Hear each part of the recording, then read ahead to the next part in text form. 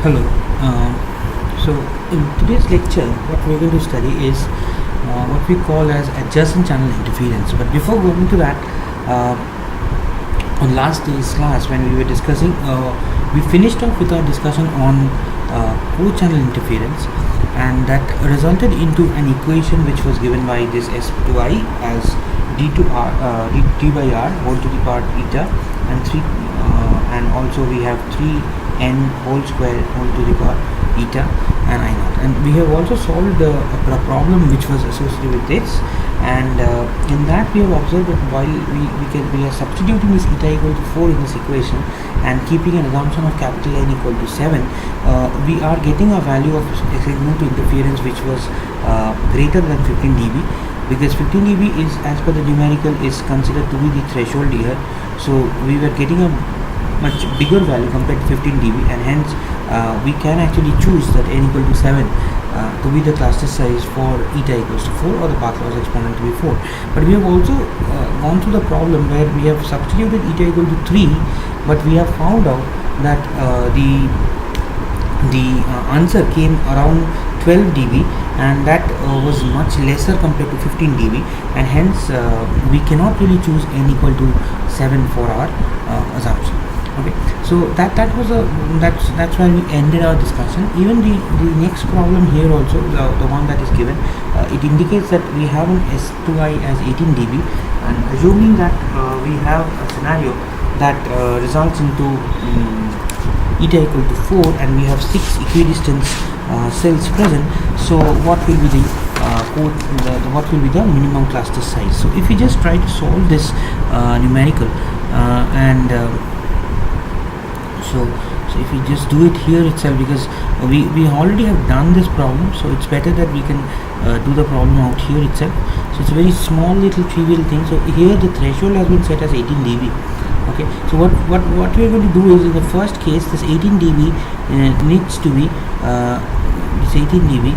needs to be changed to linear scale.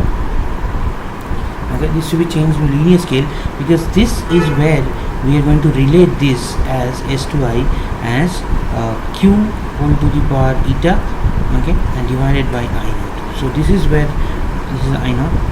Okay, this is where we are going to relate it. Okay, in the same manner that we did in the last problem. So here, if you go on solving it, this value of q, okay, by substituting 18 dB, which again will come as 63.1. So let us write that. So 18 dB, in here I am writing 18 dB in linear scale, it will come as 63.1. Okay, so this 63.1, this is nothing but we are dividing this by 10 and taking an anti-log of it, so that comes around 63.1. So this 63.1 we substitute over here. So q whole to the power eta by I naught is nothing but equal to 63.1, which in case is this equation. Okay, so here we are having eta as a known factor and I naught is also known, so we can get the value of q, which will come as something like 4.41. So it is coming as 4.41. okay, so this is what the value is. And naturally, if we know, if we just go here, and if we know that q is given by square root 3n, so we substitute the values of n and substitute the value of q over here, so we take the square of it. So 4.41 whole square divided by 3, and this will be equal to capital N, which comes as a value of 6.48. okay, so now this is where the question ends actually, because the question is to determine the minimum cluster size, and that's what we have found, 6.48. But since the cluster size cannot be a fraction, so we have to approximate this with our nearest possible cluster, which is in this case is 7. So 7 is what the answer for this is as the valid cluster size in order to accommodate this feature. In the same manner, if you go on doing the second one where the acceptable value is 20 dB, okay, so in that case, just to give you the values, q will come something as 4.95. in the same manner, if you just proceed with the same manner, and naturally q is once again square root 3n whole to the power 4, because again the eta is said to be 4, so this whole to the power 4 by 6.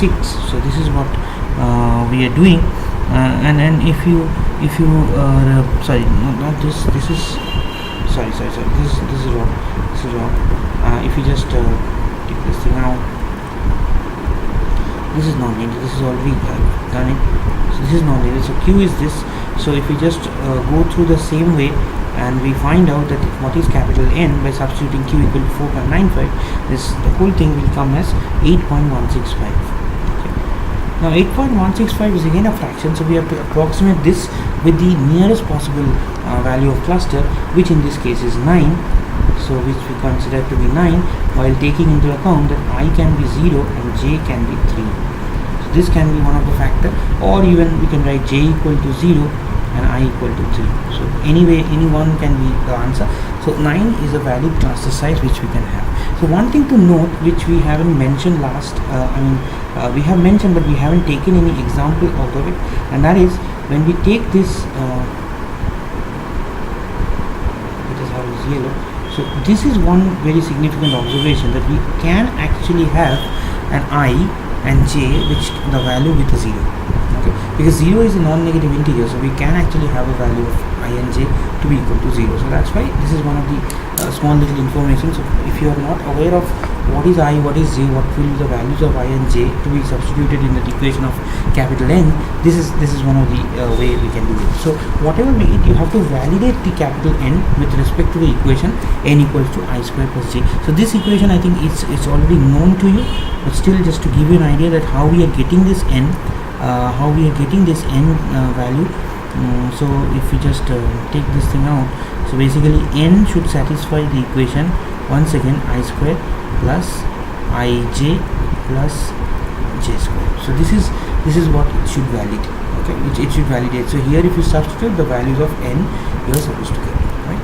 So this is why we end our discussion here. And even if we go on further, we have something called as worst case analysis for signal to I. Okay. Now this signal to I ratio, which we have discussed earlier, is basically the best case. We told you that that's a best case scenario because the user were actually considered to be at the middle of a cell.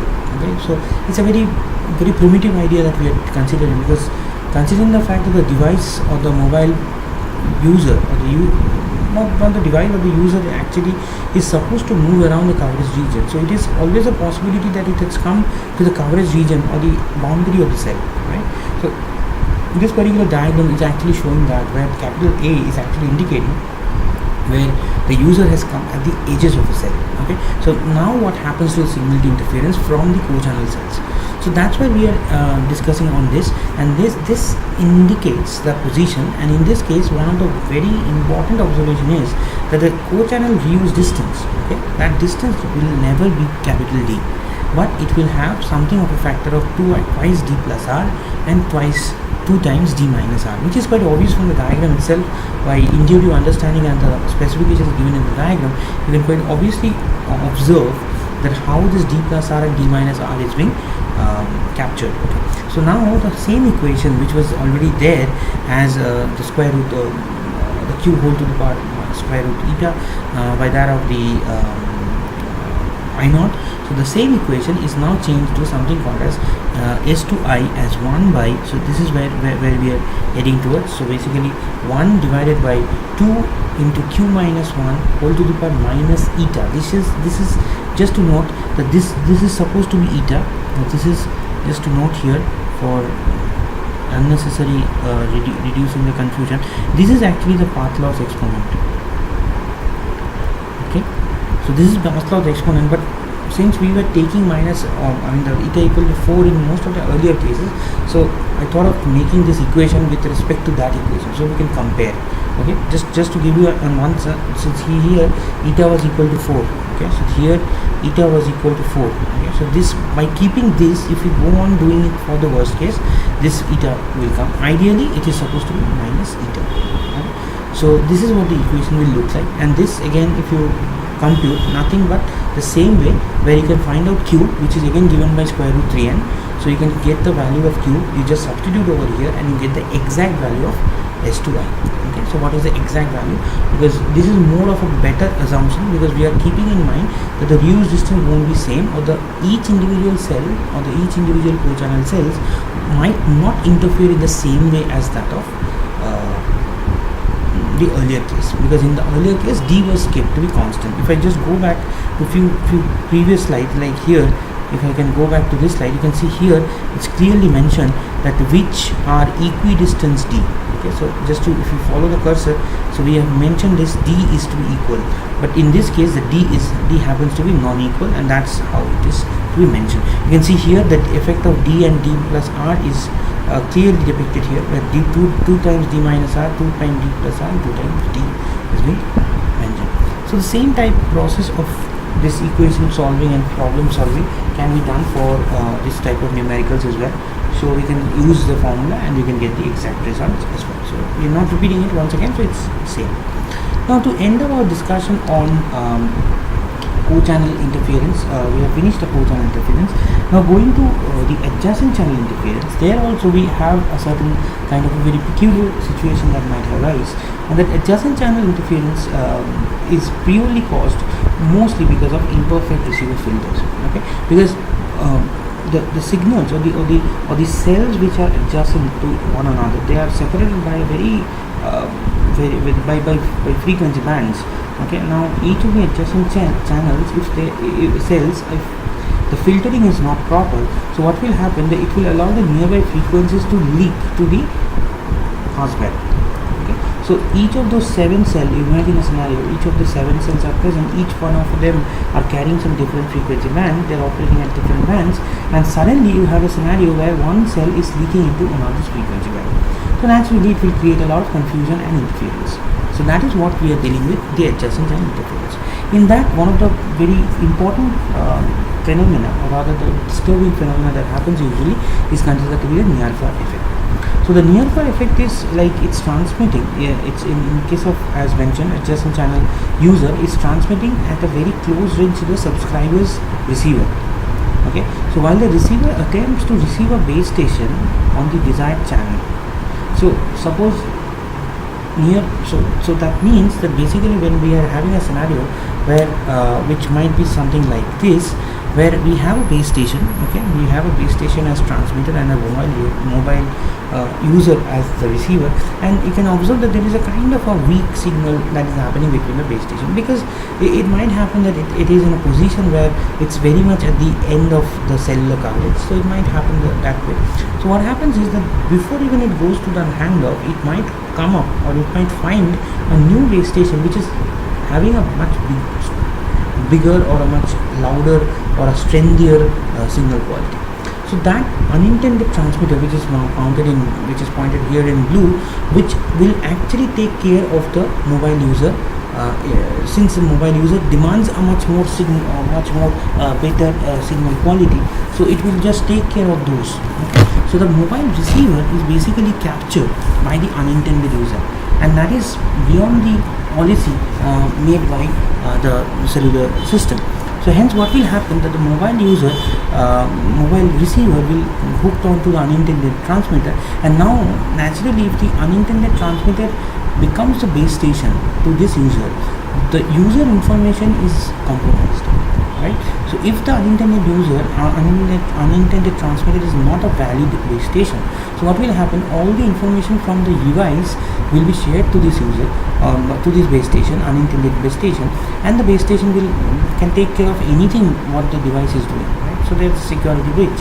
So that is what mainly one associates with the near-far effect, and this is being depicted over here. Now you can see that both the diagrams, in this case a strong bleed over, it means that the effect of the adjacent cell or the adjacent base station is so much, so bigger, that the original base station doesn't have a role to play.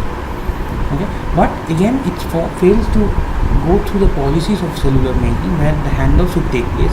For handoff there are policies that need to be taken care of, but all those things cease to exist if this thing is happening. So this is one of its kind, where the mobile receiver is captured by the unintended base station, and the other effect is, in the same way, in the near-far effect, another type that might happen is that if suppose the mobile device which is taking making a call to someone via a base station but has a very weak signal, okay, like in here is mentioned. Now suppose another adjacent mobile user comes very close to that base station, okay, somehow, because the base stations are ideally not located at the center of the cell. It might be at the corner of the corner of the coverage. That also might be happening. So what happens, this user, the unintended or the adjacent user, might be very close to the base station, okay. So now the base station finds that, okay, this adjacent user is actually having a much better connection, so I might give him the coverage, or I might give him the necessary signal quality so that he can actually go on talking. But the base station is not supposed to leave you alone. So the designed mobile transmitter is somehow cut off, and the unintended or the adjacent device is given the priority. So this is what again happens because of the strong lead over from the adjacent cell and the strong lead over from the adjacent devices for that matter, and that happens to deteriorate the signal to a larger extent. Okay? So this is what the main problem with adjacent channel interference is all about. And in order to save this, or in order to make sure that it never happens, ideally the best solution is to have a careful filtering, as mentioned in the second point. So design of the carefully built bandpass filter at the receiver end, and by using proper modulation scheme, we usually can actually leave out some of the band radiation, out of band radiation, and that might result into saving of this adjacent interference. Okay. Another part is like if we can have suitable channel allocation. If suppose the adjacent channels are given, like while the designing of cellular planning is happening, all the adjacent cells are given in the frequency band, or they are adjusting the frequency band in such a manner that they might not be too close, in too close proximity. So then it might happen that rather than having a very close frequency separation, we might have a much larger separation of frequency. So that might be another way of avoidance of adjacent channel interference. So here we end up our discussion on this interference as well. So we'll go for the next set of things, where we will primarily keep in mind that the traffic intensity, the traffic intensity or the traffic capacity in a particular coverage region should always be higher, whereas the interference should come down. Okay. So we need to devise some methodology, some specific techniques in which we can have a win-win situation, such as increasing the throughput or increasing the capacity and reducing the interference, because that's the best possible way we can have. So in order to do that, we have several processes or several mechanisms to do that. In that, one of the very important and very commonly used processes known as cell splitting. Okay, so cell splitting is a very common phenomenon that always happens in parts of the cellular planning itself, because ideally what happens when the cellular planning is done, okay, it is done with respect to some base stations orientation, the coverage region and everything. Now suddenly suppose in due course of time, when the number of users are growing, it might happen that at some point of time the coverage that to be given for a specific region suddenly needs to improve. Okay. Now it's impossible to, because there might be the case that the operator is very good, so naturally there is a lot of new users who are actually hooked onto your system, and they want to explore your service, okay, because you are providing a good quality of service. Okay. So that might be the case, but the problem that the operator might face is that because already they have planned and they have installed the base stations or the large base station at some point throughout the coverage to have a coverage, but this sudden growth of user, or maybe there is an urban city where in the morning hours, at the peak business hours, there is a lot of people who are coming in from rural parts. It might happen. This is quite a normal, natural phenomenon. So during the daytime or a period, there is a lot of call that is going outbound from those urban areas, from a particular zone of the city. Okay. Now you cannot really go on changing those configuration each and every time. Okay. And you cannot really go on changing the cellular planning just because some additional thing has happened, some additional subscribers are coming. So what is the basic solution that we usually propose is to have a cell splitting, in which based on the previous configuration we will go on splitting the cell into smaller cells, and that too not completely but in segments. Like in this case, as in this diagram is pointed out, rightly pointed out, you can see that a portion of the coverage region is now at, sorry. Okay. So you can observe here that a portion of the coverage region is actually having a cell splitting. So it might happen that this particular segment has a lot of user database. Suddenly there is a surge of, so we don't need any cell splitting in this segments. Okay, in those segments it's absolutely fine, but the user within this period, this portion is supremely high. Okay. Similarly in this case, so that's why if we have the high density users, we usually consider the cell to be in smaller case, because what happens is we are making an adjustment. Okay, we are reducing cell to be small. So the main idea behind cell splitting is to keep the D by R ratio constant. Okay, so the D by R ratio of the bigger cell and the smaller segments remains same. There is no change in the D by R ratio. Okay, so that means the Q will remain same. Okay, in that way. So in also that means that if Q is the same, so basically essentially we are not too much bothered with the interference, because we are already having a case where the interference is already there. So here in this case we are not actually doing much to the interference, but by using this reusability of more smaller cell, we are actually increasing the throughput. Because by now we are convinced that if we can go on increasing the number of reusability, the more we reuse, the better is the chance that the channel will be replicated. Okay, so the more the channel is replicated, the better is the chance that the subscriber will get a vacant channel, and that's what we need, because all this growing user, all this new user will require a channel to talk to. So if by any chance we can have a situation where we, by using this replication, we are actually increasing the total amount of channels within the coverage region, that serves our purpose, right? So that is what we are doing over here.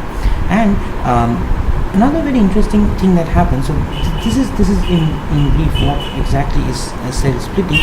And if I just go to the points, you can see this is the left hand side diagram is actually giving us quite a good idea that this macro cell which was placed, which is a large cell having a radius of r, then you can see there is a macro cell has gone to something like a smaller cell, and that is like now we are having an r by 2 radius. Okay, and this is r by 2 radius. Okay, so if I just go and just have a quick observation, so this is my r by 2. Okay, so this pattern, this cell pattern is r by 2, whereas this one is r. Okay, so this is r, this is my r. So the bigger cell is r, and again we are dividing it to r by 4 to some pico cells. Okay, so the small size is getting even further. So one thing you should be keeping in mind that we would always love to have a situation where the cluster size is coming down, because the more the cluster size is coming down, the capacity of the cell will always increase. Because if you can imagine, if you can remember the formulas, that we had something like S equals to K into N, right, where K is the number of channels per cell. Okay, and N is the number of cells in the cluster. Now S is always a constant. Okay, S is the number of channels being allotted to a particular system, so we cannot really go on changing this. Okay, this is fixed in a way. So now suppose I need to make an effort to use more channel, because we have to reuse the channel. The more the channel, the better is the chance of a call. So what we can do is we can either increase K, and in order to do that we have to reduce N. Okay, and even you can observe that there is one formula, C equal to MKN. So when we are making this to rise high, if we want to make it rise high, so because Kn is S again, so if we consider this, so S if we keep constant, okay, if we are making S as constant, so M is always supposed to be high. So the more the radius is shrunken, the multiple times it will repeat to cover the same region. So basically the objective is to make sure that the radius, the cluster size is reduced, but we have a situation where the replication is more. So the same channel will be reused because the frequency reuse pattern will be maintained for the small cells as well. Okay, so that is the beauty of the cell splitting, where we are increasing the capacity. So this is what we are observing out here in the points. Like this method is an additional this method is for the addition of new cells to meet the additional need of coverage. So this is a needed one. So if at all it is needed, we will do it. If it is not needed, we will not do it. So what people usually do it, the vendors will do it, like they will create a set, they will set up for the small cells. Okay, so they will create the small cells and they will keep it that way. Now when, suppose the example that I was giving, like we have a scenario where a particular urban city is observing a lot of people coming in from rural areas during daytimes, and there is a huge requirement of power. So what will happen eventually, that this operators will switch on these small cells. So whenever this base stations, because all of these small cells will definitely have a kind of a base station, which is naturally will have a much low power, and they will have a much smaller height as well, because both of them will be less. Because see, here is like requires additional installation tower antenna, so they will have low power. This should be mentioned. They should definitely be low power, and they should have a very low height as well. And that's mainly because the coverage is small. So when the coverage is small, which is quite obvious that the low power transmitter is sufficient to cover the entire region. Okay, although the cost may be high because we are making an effort to install once again new base stations or new antennas in a particular zone, that's okay, that is a cost associated with it. But when you are considering the fact that we are more bothered in this higher system capacity, because this is where we are earning revenue, so we are happy to invest in that solution. Understood? So that is what we are doing in cell splitting, by making the capacity to go high, by keeping the D2R ratio to be constant, we are increasing the amount of repeatability of the cell, and in specific segments, and as and when it is required, that portion will be switched on or off depending on the requirements. If more additional coverage is required, we will go on splitting the entire duration. Maybe the entire coverage region will require splitting. Okay, but as long as it is not needed, we will keep a portion of the coverage which is requiring for a cell splitting, and the rest of the segments will keep the size as normal. And this segmentation of cell is usually done in the process where we will keep the difference, or we will reduce the size of the cell in the form of R by 2, R by 4 in that way. And that's having a specific reason. That's having a specific reason. That's mainly because you can see the right hand side. The last two lines of this discussion. You can see here when we are looking at a scenario that the received power at the old boundary. Okay, and this is proportional to the transmitted power by the old cell having a radius of R.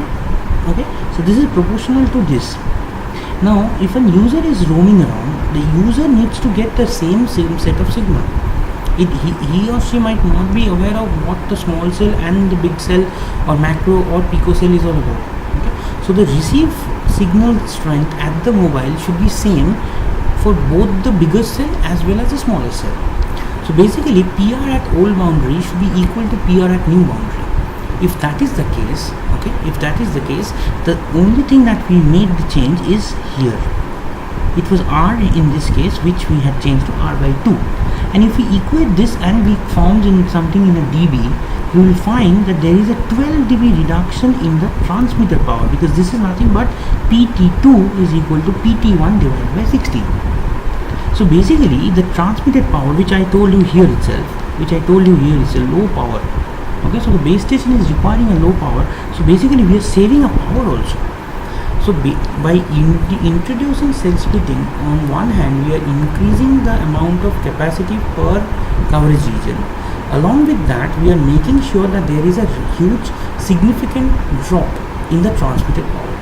Because if that is happening, then we can actually compromise a bit, because we don't need to invest much in the bigger base station. We will keep the small base station, will mount for a smaller height, and that will serve the purpose. And also we have found out that is completely automated. So based on the requirements, we will switch it on or switch those off. Right? So this is what the main idea behind cell splitting is. It's a very, very interesting and a very important concept in cellular coverage. So in this case, the only problem that might happen is one that we mentioned, that you have to go on installing the new base stations, which again is a costly affair. You have to make sure that there is ample amount of handoff that you have to take care, because the handoff will be more. You can see the last but one point, more handoff, because now we have different number of cells, each one having a new set of base stations. Okay, the small base stations, even if it is small, it is a base station. So all the small base stations will definitely require a handoff whenever it's happening. So that you have to take care. And finally, the interference also should go high, because even if you're doing a proper cellular planning and you are making this frequency used to happen for the smaller cell as well, but eventually you will still have a scenario that the co-channel interference or the adjacent channel interference might be a factor. So if we can keep reducing those effects, this is a wonderful option in increasing the capacity. Now, talking about intensity or talking about the capacity as one we were discussing, so this is a very small simple example that gives you an idea about the cell splitting, which again we have done previously, so it's a kind of a repeat. So suppose that the congested service area is originally covered by 5 cells having 80 channels, where the capacity was 400, but now it has been segregated into more of small cell, which in fact covers this random segment to be much even closer, and you have a repeatability or the number of channels to be 1200. So it's a jump from whatever we have. So keeping the total channels, so that's what I was discussing, that 80 channels is the same. So that eventually is something kind of the S. So the repeatability is more. Okay. So now we have 5 cell. In earlier case it was 5 cell. Now we have a 15 cell. But this 15 cell will have a repetition. So that's why the frequency reusability is more. So that concludes the cell splitting. We end our discussion with discussing something called as cell sectoring, which is another way of doing improvement in the capacity, as well as making an effort to solve the interference. Okay. So what we are going to do is we'll first come here and we'll go back. So here the main important is the dy/r ratio is reduced, keeping r constant. So that's a very important observation, because when you segregate it from with respect to cell splitting, in cell splitting the main idea was to reduce the radius, because that is where the splitting is happening. But in this case we are keeping the radius constant, but we are trying to reduce dy/r, because the more we are reducing dy/r, in a way the signal to interference ratio will also come down. But the problem is decreasing dy/r will result into increasing interference, right? Because dy/r, if it is coming down, it means the signal to interference is more. So what we are supposing is that if we can make an arrangement, okay, if we can make an arrangement, because how will this dy/r, okay, how will this dy/r come down? The only possible way of dy/r to come down is that when the reuse distance is less. When the reuse distance will be coming less, so if I just write it over here to clarify what we are trying to do, so because that will again point to the same conclusion. So d/r, if I want to come down keeping r constant, so we have to make sure that d also comes down, correct? If d comes down with r constant, if r is constant here, and we want this ratio to come down, so naturally d needs to come down. If d needs to come down, it means the reuse distance is coming down. Okay, so reuse distance is coming down means that n is less, right? The cluster size is smaller, that's why the reuse distance is less. Repetition is very near. So if the n is coming down, as per our previous theory, if n is coming down, which is naturally will have that k is going up, correct? If that is the case, we'll have a scenario where the capacity is again going up. So if I just go back for people to recollect once again, so if I just go back to few slides before, see here what I did, we were trying to have a scenario where n we need to come down because k needs to go up.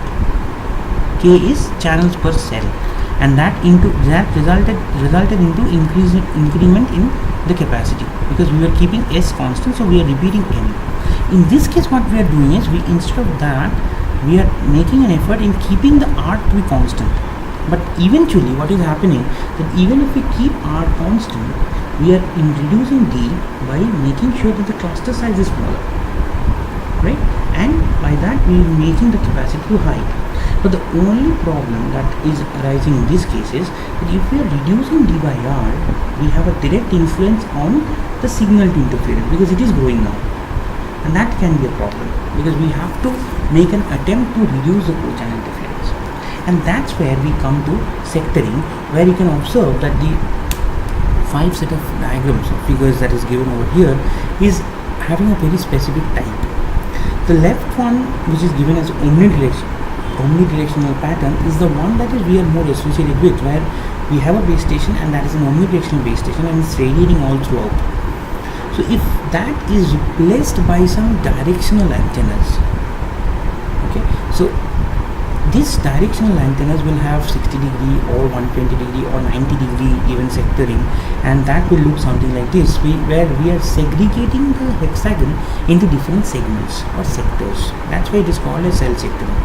So what is the advantage of it? So we are already aware of that the capacity for this is improving, okay, and for an advantage we are not reducing the radius size, so we don't need any new installation as per the base station is concerned.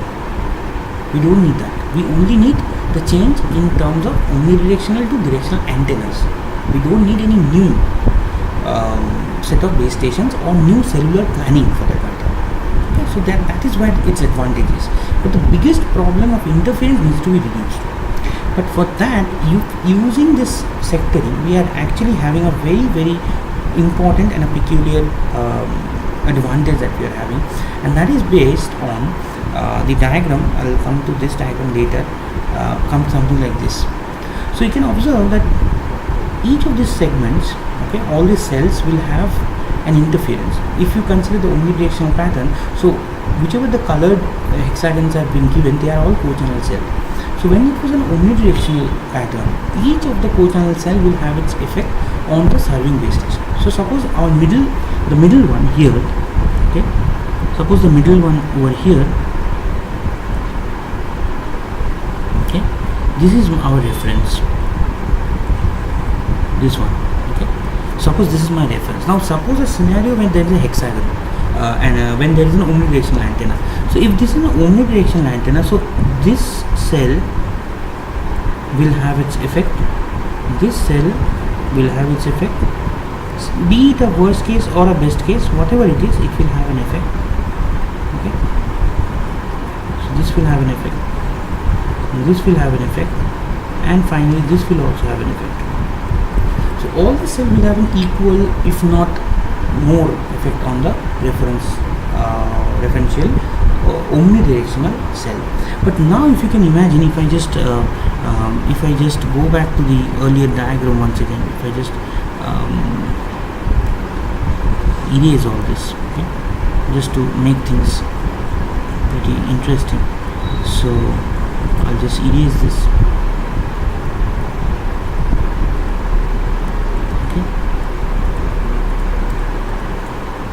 So if we now see the diagram,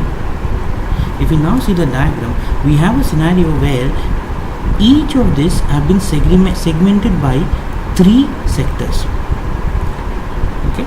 So each of them are segregated by 3 sectors, and these 3 sectors is given by something like 1, 2, 3. So they color coded.